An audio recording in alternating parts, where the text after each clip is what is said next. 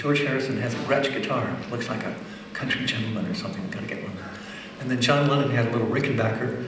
And then George came out with a Rickenbacker. It looked like a six-string from the front, but when he turned it sideways, you could see 6 other tuning pegs sticking out the back. I went, oh, that's kind of a sneaky 12-string. I got to get one of those. So I traded in my acoustic 12-string and my 5-string banjo and got one of these. So we had instruments. We got the drums, got Ludwig drums. We didn't get that Hoffer bass. I think we got a Gibson bass for Chris. We had nice instruments, but we didn't have a name. We were kicking around different names, and we were sitting down at the Thanksgiving table.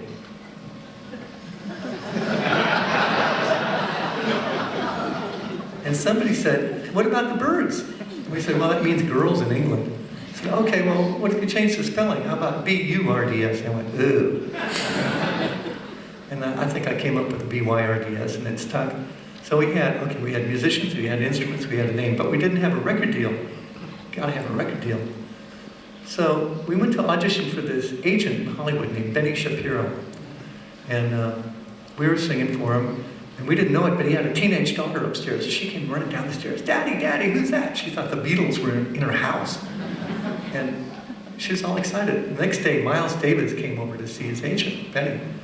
And Benny's telling Miles, you know, a funny thing happened. These kids came over to audition, and my daughter flipped out. She thought they were great.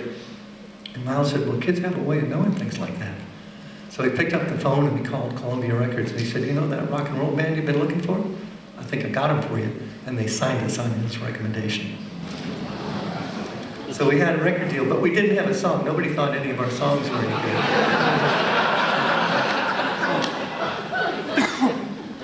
But Jim Dixon, who had now become our manager and was really kind of directing things. In fact, I gotta tell you this, he hired this choreographer from Las Vegas to come over and teach us how to dance like, you know, like these new, boy bands, you know, where you kick your legs all in one direction and do it in the other. And we weren't going for it. And we just wouldn't cooperate with this guy for a week. And he finally threw his hands up and he said, I quit. You don't have what it takes to make it in show business. And he left, you know, so that was the end of that. And then we started getting good. We started to get a groove going because I think he challenged us. We went, oh, maybe, you know, gotta do something. So, didn't have a song. Dixon had heard about this Bob Dylan song that Bob wasn't going to be able to use because somebody was singing out of tune on it. It wasn't Bob.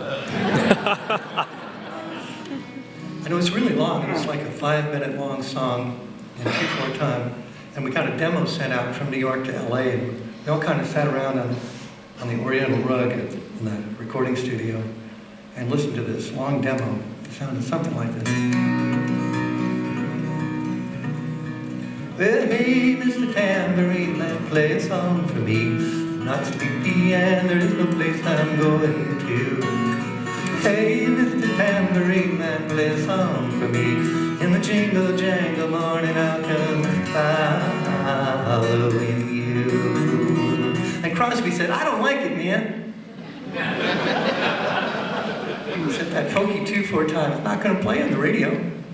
And he had a point. The radio was playing rock and roll, the Stones and the Beatles weren't playing folk music anymore. So I had an idea of how to fix that song up for radio. First of all, it was too long. Radio wouldn't play anything over 2 minutes and 30 seconds, so we had to cut it down for time. So I decided to rearrange it with a chorus, a verse, and a chorus. And we picked the verse about boot heels wandering. I thought, okay, the Beatles wear these cool boots. And it's kind of like Jack Kerouac, you know, wandering out in the world. So we picked that verse. And I've been messing around on my Rickenbacker with a little Bach cantata.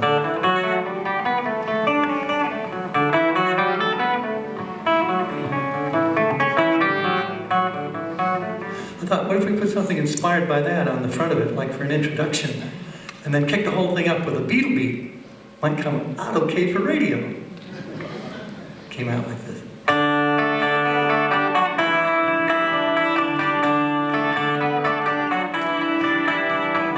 Hey, Mr. Tambourine Man, play a song for me. I'm not sleepy and there ain't no place I'm going to. Hey, Mr. Tambourine